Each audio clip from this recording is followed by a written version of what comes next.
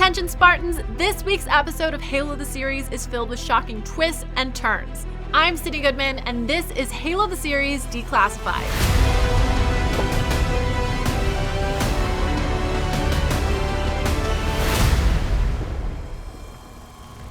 I'm so excited to break down everything that went down in this week's episode of Halo the Series. But I can't do that without spoilers, so if you haven't seen Halo the Series Season 2, Episode 2 yet, find your nearest screen, stream it, and then come back here for all the goods.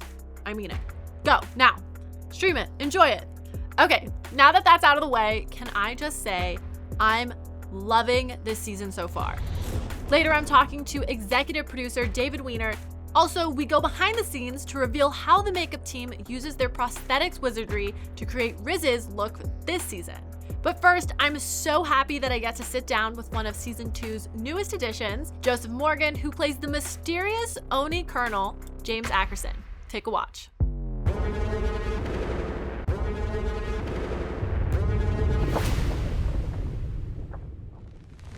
Joseph, thanks for coming.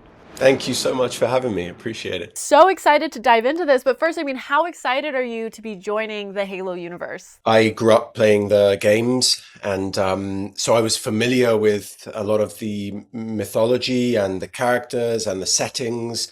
It feels like I'm sort of stepping into a childhood dream. So yeah, very, very rewarding. That's so fun. Do you have a favorite game or weapon or kind of a favorite thing that you were most excited to see maybe on set? Yeah, I was really excited to see the warthogs and also the armor, of course, the Spartan armor, because that's iconic. Let's talk about James Ackerson. Who is James Ackerson? James Ackerson essentially is the new boss. So he's come in and he's taken over the Spartan program. He's a military man. He worked his way up the UNSC and he's come in to change things up.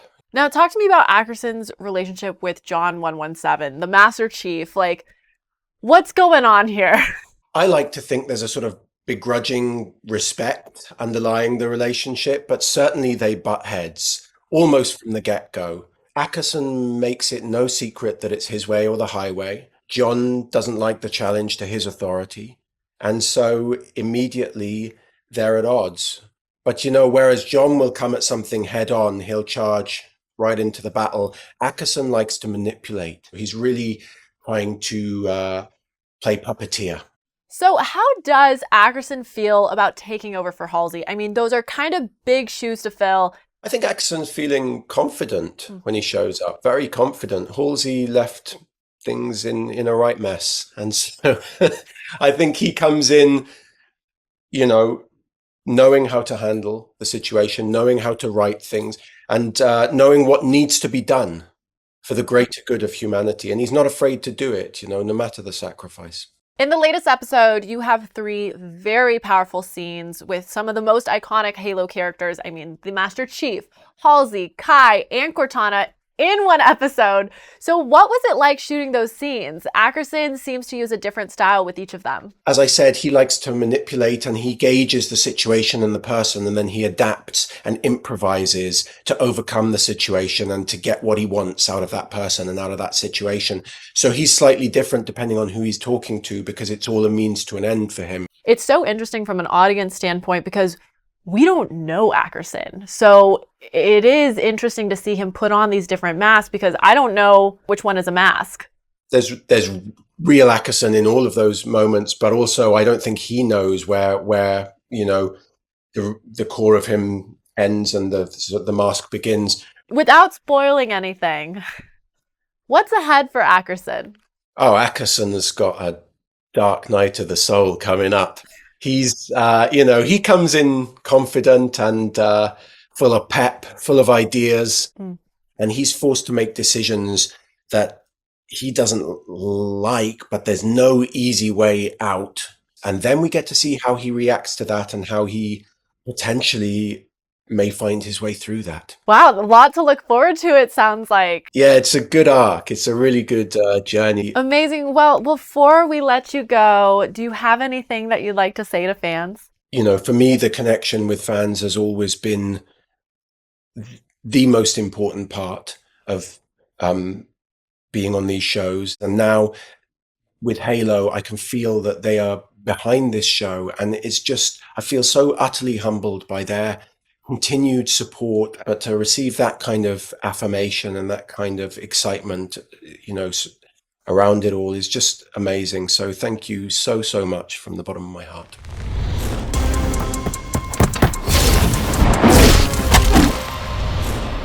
I'd like to make a toast to Talia and her Marines and the Spartans.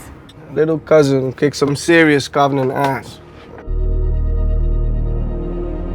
I'm Cristina Rodlo, and I play Talia Perez. Colonial Cross is presented to Corporal Talia Perez. Corporal Perez is a new character in season 2, played by the amazing Cristina Rodlo. She is someone we meet early in the season. She's a Marine. In some ways, she represents the real on-the-ground aspect of the UNSC war.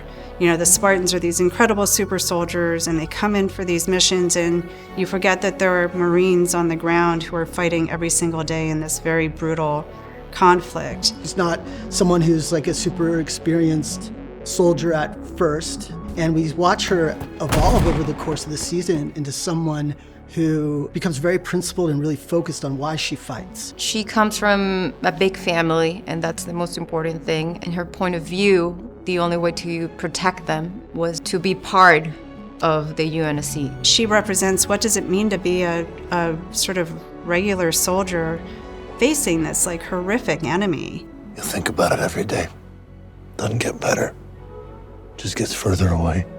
He then goes to her house and is confronted with the fact that she has a vibrant family with joy and pain and all of the things that a family can bring. My scene with my whole family, the big dinner scene. What's your KDR? Kill-death ratio? I don't keep score. I think people are gonna really connect with Perez's family and feel the vibe. Salud. And the fact that he sees her so connected to them and so connected to that faith, to that power in a way, he's intrigued by it. In the first episode, he's confronted by a character called the Mother who asks him a very pointed question. Have you family, Spartan? That question is bouncing around in his head. And really getting to the theme of faith and agency, really making her own choices and really being an exemplar of why a soldier chooses to fight. And I think that's something that ends up being a very resonant message for John.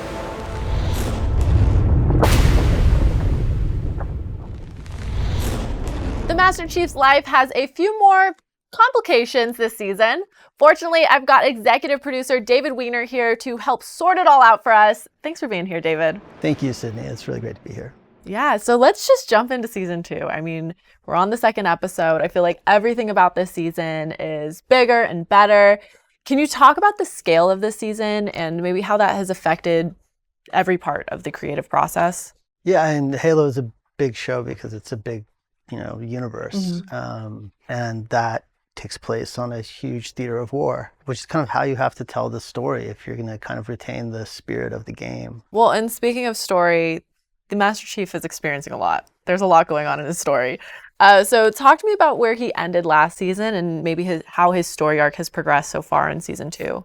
Yeah, so at the end of the first season, Master Chief is, Cortana has kind of taken over Master Chief's faculties in order to defeat the Covenant. And in this season, we skip some time.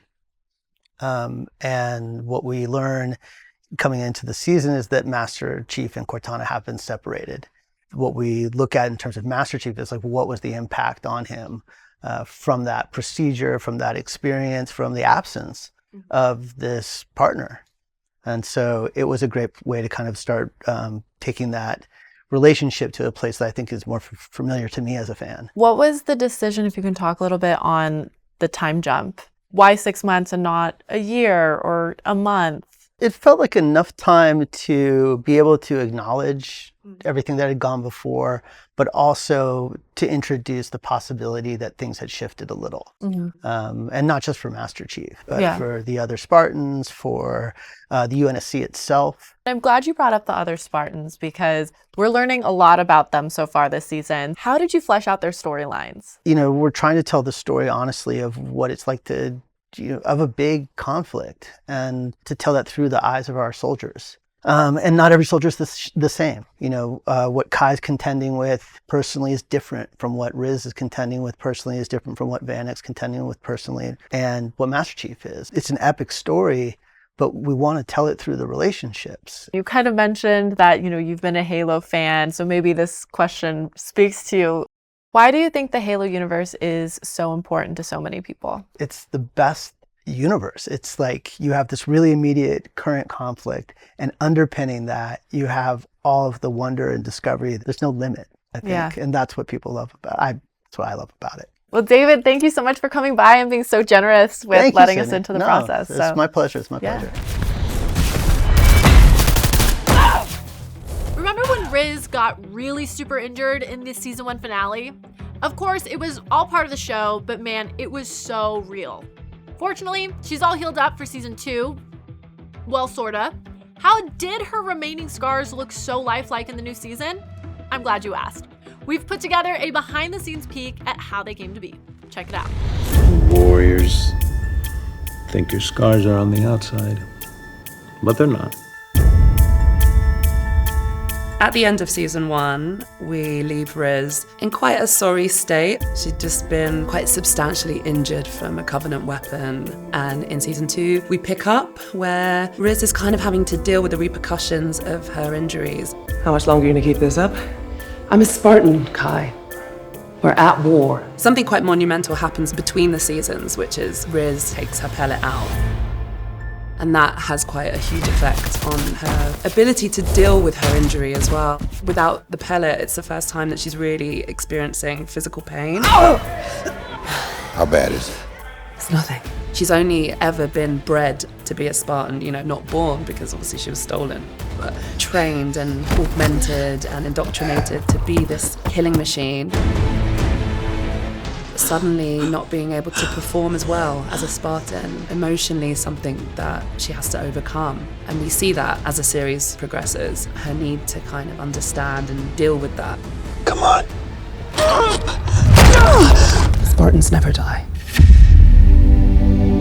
The prosthetics process was quite big, quite long sometimes, depending on the day. We have the most amazing and dedicated and hardworking prosthetics team. So it's really getting a full story of what your character's like from the beginning all the way through to the end. There was so much thought and design that went into it. We have Riz with all of her augmentation. What does that look like, what she's wearing? How does that need to look with all the other injuries she's received as well? So I would get called in before the crack of dawn sometimes. Good morning. Good morning. Yeah, I would just sort of lie there. I had to be quite still. That was my job, be still. And the prosthetics team would just meticulously apply the various sections of the injuries on me. That was the most complicated of pieces to do. But then I'd have like 5 people working on her as artists. So the time goes by quicker, our actor is relaxed and they get up and then they're ready to perform. It's very meticulous work, just diligent, and it looked amazing. Soren and his family are going through some things, but Kessler is still an adorable ray of light in a dark situation. I love his Master Chief helmet. And wait until you hear prop master Andrew Orlando talk all about his backstory. You'll love it even more. And that thing off your head. There needs to be a history behind how Kessler developed this helmet. The base of this helmet is a UNSC pilot helmet, which his dad would have found somewhere in the rubble. The original pilot's helmets have basically got an orange underlay, so we had a little bit of that coming through. What Kessler did is he basically found the lid of a toolbox, so it's got a bit of the kind of toolbox detail in here and in the underneath. Then we've got basically snowboarding goggles, so that gives it the whole homemade kind of story. And then every time he chats to somebody, when you've got the real actor, he basically pops the visor up and the visor down. My dad comes back. He'll protect us. He's not coming back! Thank you for joining me for this edition of Halo the Series Declassified. Thanks especially to Joseph Morgan and David Wiener for a couple of great chats. Next week, I'll be joined by Natasha McElhone, aka Dr. Catherine Halsey, and Shabana Azmi, who plays Admiral Margaret Parangoski, to talk all about Halo the Series Season 2, Episode 3. And of course, before I bid you adieu, I've got a special preview of next week's episode. See you in 7 days for another edition of Halo the Series Declassified. What the hell was that? I don't know. I've never heard anything like it. I have. It's not just a sound. What is it? A prayer. Stand down! I know what I saw. You had a delusion. Chief was just doing what he thought was right. Well, that's what concerns me. We're not built to sit around and wait. Move.